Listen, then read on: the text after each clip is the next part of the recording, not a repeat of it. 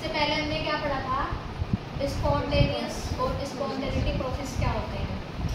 तो देखो एंट्रोपी क्या है, मेजर ऑफ डिग्री रैंडमनेस और disorder in the system is known as entropy. यानी किसी सिस्टम के अंदर कोई चीज कितनी डिसऑर्डर में है, कितनी रैंडमनेस है उसके अंदर। जैसे ही अपना कोई सिस्टम हो गया, आप सभी यहाँ बैठे हो तो मेरे को सभी के सभी रैंडमनेस में दिखाई दे रहे हैं। क्यों? कोई इधर बैठा, कोई इधर बैठा, सारे के सारे क्या नहीं है, एक लाइन में नहीं बैठे। तो जहां पर हम मेजर करते हैं, किसको मेजर करते हैं, रैंडमनेस को मेजर करते हैं या डिसऑर्डर का पता लगाते हैं, उसी को हम क्या कहते हैं, एंट्रोपी कहते हैं। क्या मेरी बात समझ में आ रही है? क्या कह रही हूँ?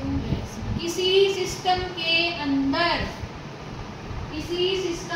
अंदर रैंडमनेस कितनी है, कितना वो डिसऑर्डर है, उसको मेजर करना ही क्या कहलाता है, हमारा एंट्रोपी कहलाता है। वही हमारा एंट्रोपी कहलाता है। It is generally expressed by the symbol S. किससे डिनोट करते हैं इसको, एंट्रोपी को? एस से डिनोटेड करते हैं, एस से। Entropy is a state function, it depends only initial and final state. कैसा फंक्शन होता है ये? स्टेट फंक्शन है, क्योंकि ये ओनली किसके पर डिपेंड करता है, ये डिपेंड करता है केवल इनिशियल स्टेट पर और फाइनल स्टेट पर। यानी इसे पाथ से कोई मतलब नहीं है, ठीक है, पाथ से कोई मतलब नहीं है, बस रैंडमनेस देखनी है, पहले कैसी थी बाद में कैसी है, वो किस तरह से हुई है, इसको कोई फर्क नहीं पड़ता। इसलिए कैसा फंक्शन हो गया, ये हमारा स्टेट फंक्शन हो गया। दूसरी बात, when A system undergo a change from one state to another is represented by delta s। यानी जब भी कोई हम चेंज देख रहे हैं किसी सिस्टम के अंदर, मान लीजिए रैंडमनेस का हम चेंज देख रहे हैं, पहले कुछ और था, बाद में वो कुछ और हो गया, तो हम हमेशा किसी सिस्टम में क्या निकालते हैं, हम हमेशा किसी भी सिस्टम में चेंज निकाल सकते हैं। हमने आपको ये स्टार्टिंग में बताया था, प्रॉपर हम किसी चीज़ को फाइंड नहीं कर सकते, केवल क्या करते हैं, चेंज निकालते हैं, अंतर निकालते हैं। बाई चांस हमें टेम्परेचर ही निकालना पड़ जाए तब हम क्या करेंगे, फाइनल में से इनिशियल को घटा देंगे। तो ऐसे ही एंट्रोपी को अगर हमें मेजर करना है तो उसकी हमें क्या देखनी है, हमें देखना है कि इसकी फाइनल स्टेट क्या थी, उसकी इनिशियल स्टेट क्या थी। तो इसलिए हम इसको किससे डिनोट करेंगे, डेल्टा एस से डिनोट करेंगे, डेल्टा एस से डिनोट करेंगे, ठीक है। अगला पॉइंट है, if heat added to the system.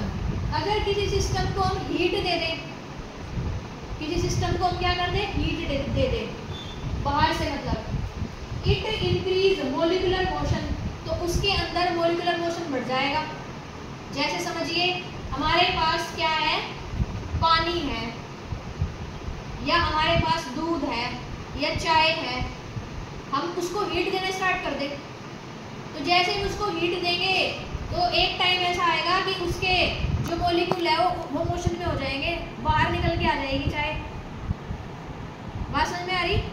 अगर हम उसको हीट क्या करते रहेंगे, देते रहेंगे, तो हीट अगर हम दे रहे हैं किसी सिस्टम को तो मोशन और रैंडमनेस क्या हो जाती है, इंक्रीज हो जाएगी। As a result entropy increase, और वहाँ पर एंट्रोपी भी क्या हो जाएगी, इंक्रीज हो जाएगी।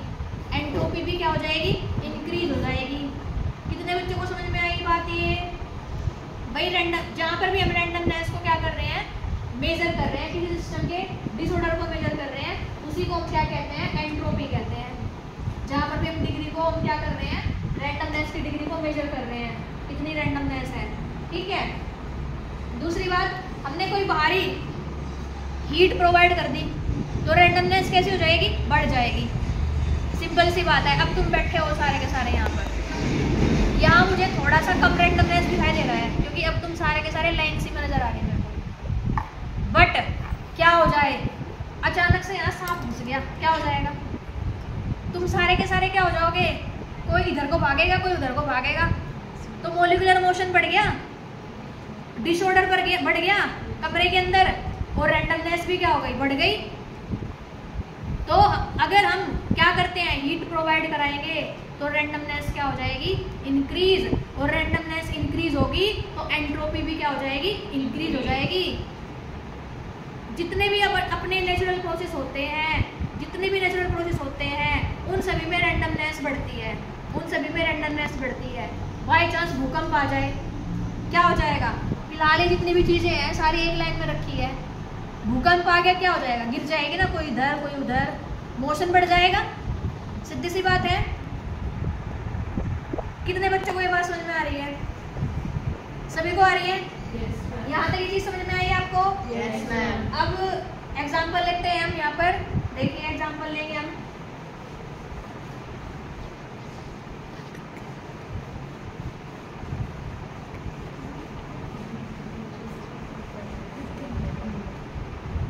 हमारे पास है आइस या आइसक्रीम ले लो, ये आइसक्रीम है, किस फॉर्म में होती है, सॉलिड फॉर्म में। ये कप के अंदर हमने आइसक्रीम बना दी बढ़िया सी, ठीक है, भर दिया कप आइसक्रीम से।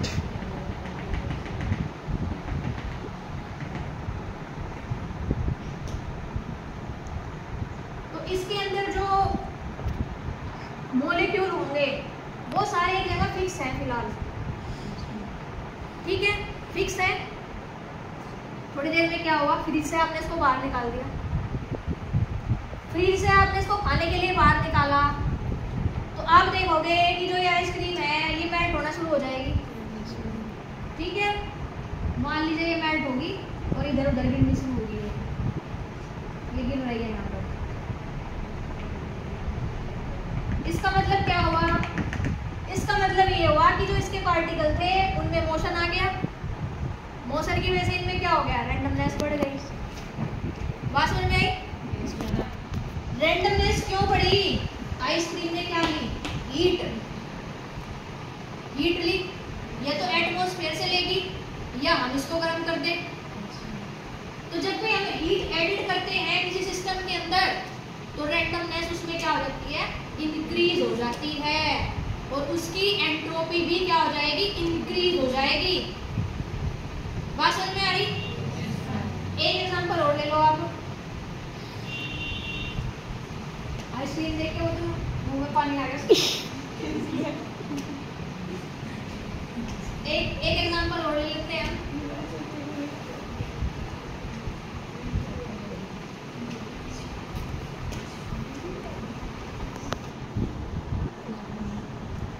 ये यहाँ प्रीति बैठी है, यहाँ अंकिता बैठी है, यहाँ मुस्कान बैठी है, रचना है, और बताते रहोगे नाम,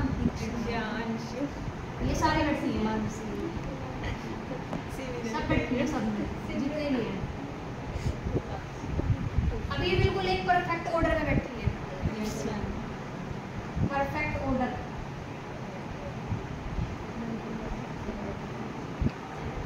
परफेक्ट ऑर्डर में बैठी है ये। अब क्या हुआ, अब किसी ने बैल लगा दी, ठीक है। अब मैं तो पढ़ाने लग रही, अब मेरे से पूछने के भी नहीं, क्या हो जाएगा, भाग जाओगे सारी।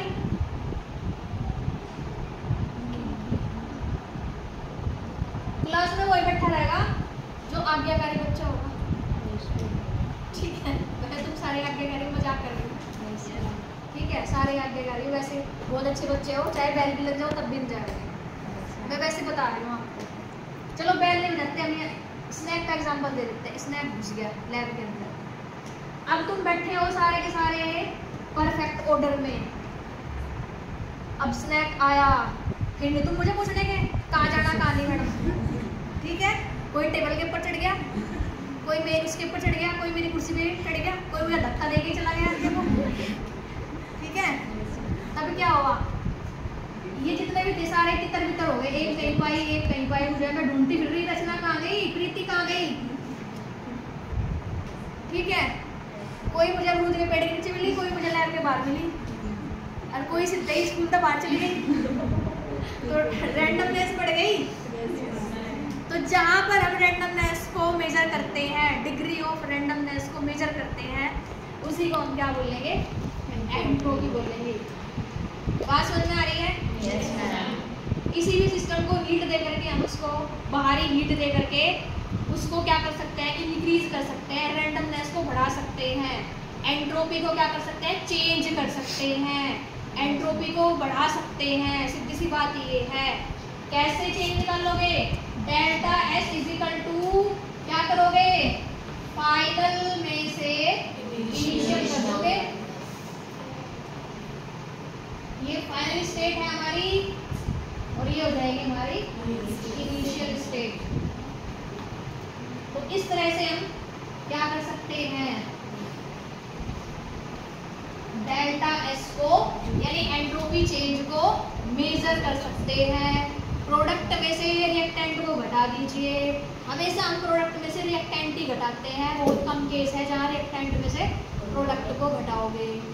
तो प्रोडक्ट में से हमने क्या करा, फाइनल में से इनिशियल क्यों घटाया है, क्योंकि फाइनल में तो रैंडमनेस वास्तव में रैंडमनेस ज्यादा हो गई, घुसा लेयर के अंदर रैंडमनेस ज्यादा हो गई। तो इसलिए हम क्या करेंगे, फाइनल स्टेट में से आपकी इनिशियल स्टेट को घटा दोगे तो आपका एंट्रोपी चेंज आ जाएगा। कितने बच्चों को ये बात समझ में आई है, सभी को आ गई? यानी प्रोडक्ट में से हमें क्या करना है, डेल्टा एस अगर हमें निकालना, प्रोडक्ट में से माइनस कर दोगे किसको, रिएक्टेंट को आप माइनस कर दोगे तो आपका डेल्टा एक्स जो है वो निकल कर आ जाएगा। आपकी जो रैंडमनेस है, आपकी जो एंट्रोपी है, उसका चेंज निकल कर आ जाएगा। आई बात समझ में सभी को? क्या होता है, सभी को पता लग गया? चलो बंद करिए sir. For spontaneous process, spontaneous process कौन से हैं भाई हमारे, ज़्यादातर कैसे होते हैं, नेचुरली अकरिंग होते हैं। वो सारे हमारे कैसे होते हैं, स्पॉन्टेनियस, जो अपने आप होते रहे, ठीक है, या फिर उनको इनिशिएट करने की जरूरत पड़े। बाई चांस किसी को गुस्सा दिलाना, क्या करेंगे, चाबी भर देंगे नीचे से, ठीक है, गुस्सा दिलाने के लिए। फिर क्या होगा, फिर उसका गुस्सा हाइपर हो जाएगा, फिर वो बोलती रहेगी, चुप नहीं होने की बिल्कुल भी, फिर वो स्पॉन्टेनियस प्रोसेस होगा। फिर क्या करना पड़ेगा, उसमें एक्सटर्नल फोर्स लगाना पड़ेगा, तुम्हारी फ्रेंड को, दूसरी को, चुप हो जा, ठीक है, तब जाकर के क्या होगी, वो चुप हो जाएगी। आई बात समझ में? तो स्पॉन्टेनियस प्रोसेस क्या हो गए, for spontaneous process entropy is increase. जितने भी हमारे स्पॉन्टेनियस प्रोसेस होते हैं उसमें एंट्रोपी जो होती है हमारी इंक्रीज होती है, बढ़ती है। यानी डेल्टा एस पॉजिटिव रहेगा, डेल्टा एस कैसा रहेगा, पॉजिटिव, जितने भी नेचुरल प्रोसेस हो रहे हैं। और आजकल तो बहुत ज़्यादा स्पॉन्टेनियस प्रोसेस होते जा रहे हैं, भूकंप आ रहे हैं, बाढ़ आ रही है, तो रैंडमनेस बढ़ रही है, नहीं बढ़ रही। जहाँ पानी जहाँ इकट्ठा था, बाढ़ आने के बावजूद क्या हो गया, इतर बितर हो गया सारा, तो रैंडमनेस हो गई। इसलिए डेल्टा एस कैसा रहेगा, पॉजिटिव रहेगा, इंक्रीज होगा, बढ़ेगा। मेरी बात समझ में आ रही है, तो क्या कह रही हूँ। दूसरा, एट एब्सोल्यूट जीरो की बात कर रहे हैं हम। एट एब्सोल्यूट जीरो का मतलब है जब किसी चीज को 273 डिग्री सेंटीग्रेड तक ठंडा किया जा रहा हो, माइनस में टेम्परेचर पहुंच रहा, -123 नहीं, कितना है, -273 degree centigrade. At absolute zero the entropy of pure crystal is zero. जो हमारे प्योर क्रिस्टल होंगे, टेम्परेचर कितना रखा है उसका, -273 तक उनको फ्रीज करके रखा है, तो उसकी एंट्रोपी कैसी हो जाएगी, जीरो हो जाएगी, रैंडमनेस जीरो हो जाएगी। सीधी सी बात, आप बैठे हो, फिलहाल तो आप हाथ पैर चला रहे बढ़िया, मैंने आपको 0 डिग्री सेंटीग्रेड में ठंडा कर दिया, हिलते नहीं, लोगे नहीं ना, बैठे रहोगे, कुल्फी जम जाएगी। और अगर -273 तो तुम्हारी सांस भी चलने की, मुझे मिलोगा ही नहीं, बात समझ में, फ्रीज हो जाएगी, सब चीज़ें फ्रीज हो जाएगी बिल्कुल। बात समझ में आ रही है? तो जब हम एब्सोल्यूट जीरो रखते हैं ना, या -273 डिग्री सेल्सियस टेम्परेचर रखते हैं प्योर क्रिस्टल का, तो वहाँ पर एंट्रोपी कैसे हो जाएगी, जीरो हो जाएगी, रैंडमनेस खत्म। बात समझ में आई? भाई कोई चीज़ ऐसी थी, इधर उधर थी, इसको हमने -273 डिग्री सेंटीग्रेड तक ठंडा कर दिया, तो फ्रीज हो जाएंगे ये बिल्कुल, ये बिल्कुल फ्रीज हो जाएंगे बेचारे, हिले डुलेंगे नहीं। बात समझ में आ रही? तो एंट्रोपी हो जाएगी इसकी 0। बात समझ में आ रही? Yes ma'am. Third point, entropy of a universe as continuous increasing, यानी जो हमारा यूनिवर्स है वहां पर एंट्रोपी लगातार क्या होती जा रही है? इंक्रीज होती जा रही है। क्यों? रैंडमनेस बढ़ती जा रही है, पार्ट खिसक रहे हैं, जो अपनी पोजीशन पर थे वो नीचे स्लाइडिंग करके नीचे आ रहे हैं, तो रैंडमनेस क्या हो रही है? बढ़ रही है। रैंडमनेस बढ़ रही तो सीधी सी बात है हमारी एंट्रोपी भी इंक्रीज हो रही है। बात समझ में आ रही मैं क्या कह रही हूँ? तो यूनिवर्स में लगातार ये चीजें होती जा रही हैं, घटने की बजाय बढ़ ही रही हैं।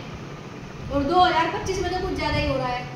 अभी अभी एक वो आया है, तूफान आया है, पता नहीं कहाँ पर आया, मेरे को याद नहीं है, कल या परसों की बात है। किसी को याद है क्या कहाँ पे आया? शायद ताइवान वगैरह कुछ ऐसे देश है वहां पर आया है। तो जब तूफान आता है तब क्या होता है? रैंडमनेस इंक्रीज होती है, नहीं होती? चीजें जो है वो इधर से उधर चल जाती है, इधर से उधर पहुंच जाती है, पता नहीं चलता कहाँ चली गई। तो कंटिन्यूअस इंक्रीजिंग हो रही है एंट्रोपी हमारी यूनिवर्स के अंदर। Number 4, vapour has higher entropy. Vapours की क्या होती है? एंट्रोपी हायर होती है देन सॉलिड एंड लिक्विड। क्यों? क्योंकि वेपर्स जो है, भाप जो बन रही है हमारी, वेपर्स जो बन रही है, तो उसके मॉलिक्यूल दूर दूर है ना, काफी दूर दूर है, तो इसका मतलब रैंडमनेस ज्यादा है उसमें। जबकि सॉलिड की अगर हम बात करें तो उसमें मॉलिक्यूल कैसे है? नजदीक नजदीक है एक दूसरे के, परफेक्ट है एकदम। लिक्विड की बात करें, अगर सॉलिड और लिक्विड की बात करें हम, तो सॉलिड में रैंडमनेस कम होगी, लिक्विड में कैसी होगी? रैंडमनेस ज्यादा होगी। तो वेपर की हायर होती है एंट्रोपी देन दी सॉलिड और लिक्विड में।